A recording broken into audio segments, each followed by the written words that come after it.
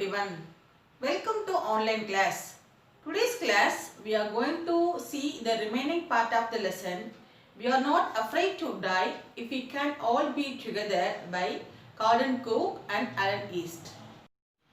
Before entering the lesson, we will see the short recap from these previous sessions. The narrator, Gordon Cook, and his family started a voyage. They built a special boat, Wave Walker. While they were sailing, there was strong wind. The boat's starboard damaged. The narrator and his crewmen started repairing the boat. They all worked together to survive. Now let's see the line by line explanation of this lesson. To protect the weakened starboard side, I decided to heave to with the undamaged port hull facing the oncoming waves, using an improvised sea anchor of heavy nylon rope and two 22-liter plastic barrels of paraffin. That evening, Mary and I sat together holding hands as the motion of the ship brought more and more water in through the broken planks. Now let's see the meanings. Heave to means park the ship on sea for a while. Hull means body of the ship. The struggle continued and the narrator tried his best to protect the weakened starboard side. The same evening, the narrator and his wife sat together holding hands thinking that their end was near. We see the next paragraph. We both felt the end was very near. But Wave Walker rode out the storm, and by the morning of January 6, with the wind easing, I tried to get a reading on the sextant. Back in the chart room, I worked on wind speeds, changes of course, drift and current in an effort to calculate our position. Now let's see the meanings. Easing means give relief to.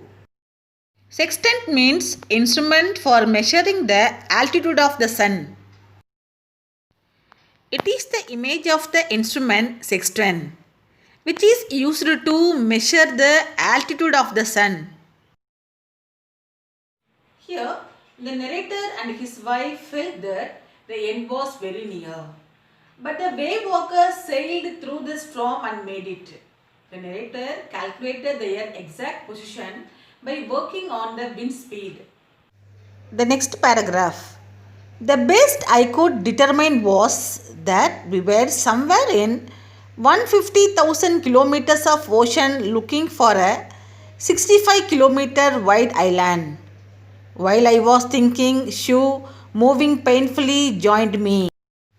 The left side of her head was now very swollen and her blackened eyes narrowed to slits. She gave me a cord she had made. Slit means a narrow cut or opening.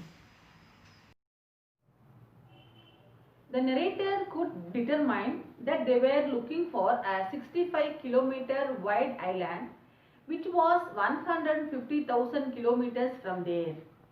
While the narrator was thinking, his daughter Shu gave him a card she had made expressing her love and gratitude towards the family.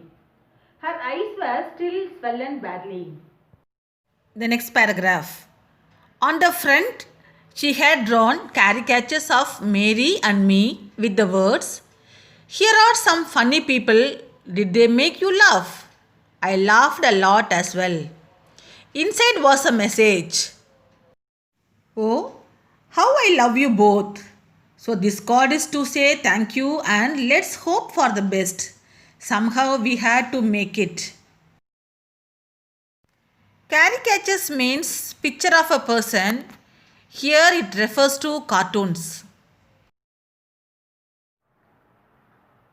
In front of the card, she drew cartoons of Mary and her father. She expressed her love and gratitude towards the family. Inside the card, I love you both. So the card is to say thank you and let's hope for the best. I checked and rechecked my calculations.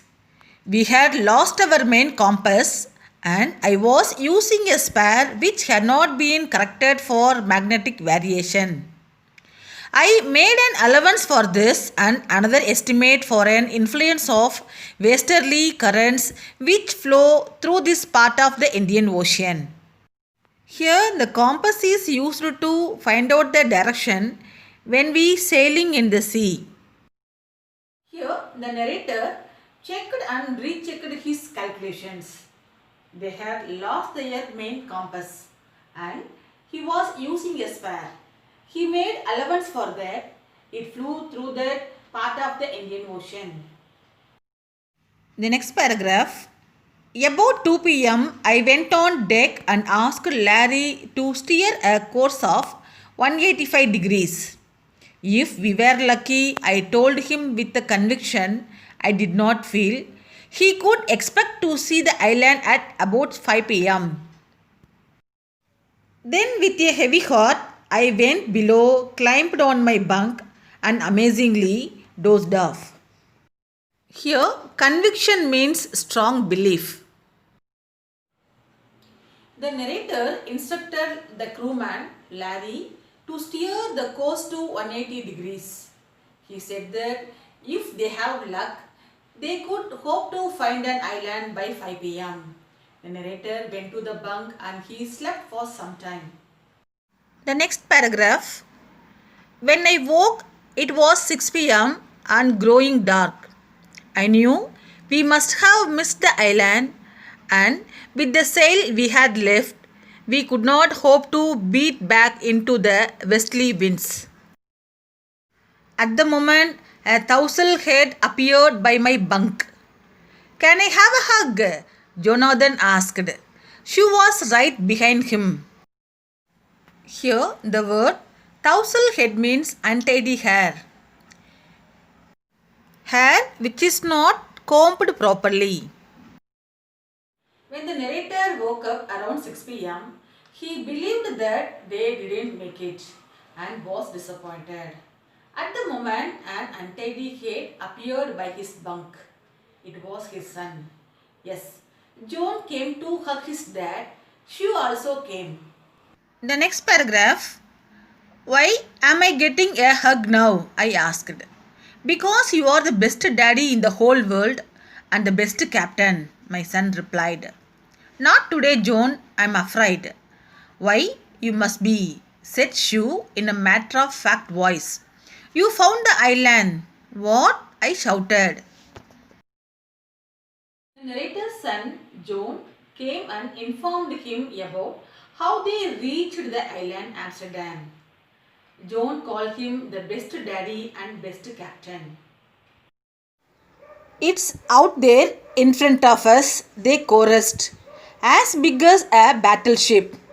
I rushed on deck and gazed with relief at the stark outline of Isle Amsterdam. It was only a bleak piece of volcanic rock with little vegetation, the most beautiful island in the world. What a surprise! The island was in front of them.